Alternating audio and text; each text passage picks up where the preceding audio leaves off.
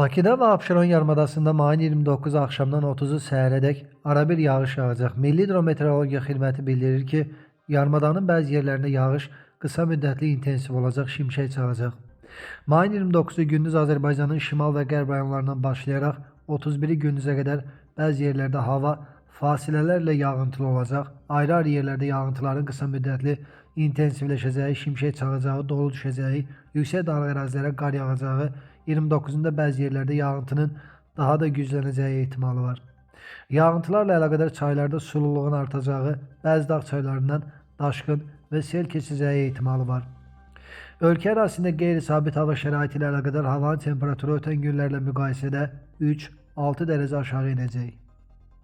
İndi isə sabahın havası ilə bağlı daha ətraflı mayın 29-unda Bakıda və Abşeronda hava arabir tutulacaq. Axşam bəzi yerlərdə yağış yağacaq. Gecəyə doğru yarımadanın ayrı-ayrı yerlərində qısa müddətə intensivləşəcək, şimşək çağacaq. Gecə və səhər duman olacaq. Cənub-şərq küləyi axşama doğru güclü şimal-qərb küləyi ilə əvəz olunacaq. Temperatur gecə 17-20, gündüz 22-27 dərəcə isti olacaq.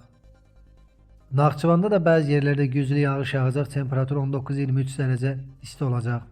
Azərbaycanın bəzi rayonlarında, xüsusən də şimal və qərb rayonlarından başlayaraq yağış yağacaq, ayrı-ayrı yerlərdə intensivləşəcək, güclü olacaq, şimşək çağacaq, dolu düşəcək. Gecə və səhər duman ehtimalı var, qərb küləyi arabir güclənəcək.